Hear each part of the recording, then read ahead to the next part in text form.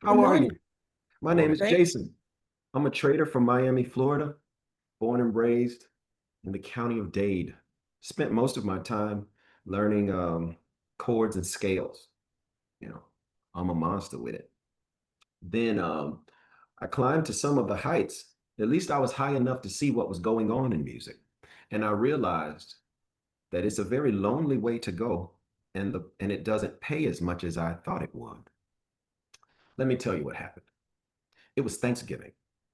I was in Memphis, Tennessee, and I was enjoying a great Thanksgiving meal with my family. And the parade came on. You know, the Macy's Thanksgiving Day Parade? New people, I'm still talking to you. It's love. So the Macy's Thanksgiving Day Parade comes on, and when it comes on, they cut to Patti LaBelle singing, "It's the most wonderful time of the year." And I mean, she is going. And everybody got so excited that Patti LaBelle was singing. And my first thought was, I don't want to be nobody grandpa standing outside in the cold singing.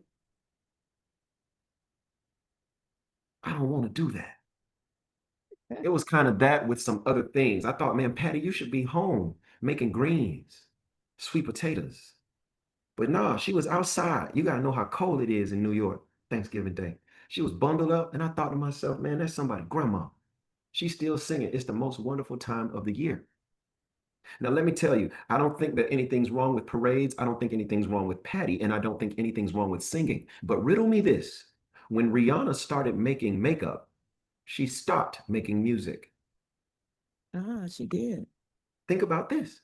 When Hmm. Dr. Dre started making headphones, he stopped making beats.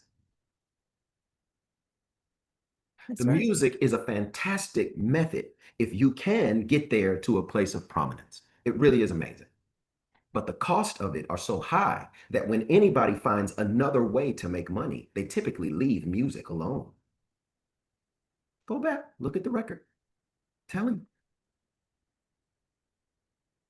So when I saw that grandma freezing in the cold and waiting for the producer to say, three, two, one, music roll. Okay, Patty, sing. And she's standing in the cold going, it's the most. I didn't see stardom or fame. I saw desperation. Are you willing to stand in 17-degree weather, stretch your voice out, and open your vocal cords up to all kinds of air? If so, my belief is because you have to. Because I'm telling you, I think if Patti LaBelle had the money she wanted, she wouldn't be standing out there. Because you see what Rihanna doing. She's eating caviar off of chicken tenders. And we ain't had a tour. We ain't had not one. The Navy is on retirement. So after seeing these kinds of things and realizing that maybe I'm chasing a mirage, I started to reevaluate what I would do with my life. I remember this thing called the candles. I started to pour myself into the candles with everything that I had. Um, I practiced so hard and so fervently. I practiced and paid my way into a home and then into a car. And then I traded my wife off of her job. I traded myself out of all of my gigs. And then I even left my very last gig. The last gig that I played was a sacred gig at a church called Jesus People Ministries Church International, where Isaiah Williams is our founding pastor and Dr. Gloria and Rochelle Williams are our co-pastors, his lovely wife and daughter. Great church, good folks. I enjoyed my time there, served in a great way, made a lot of good music. And I finally, got out of there. I think it was August of 2020 after we started doing remote church for a little while. And I felt like, I wasn't being a good trading coach nor a good musician because I was trying to be both.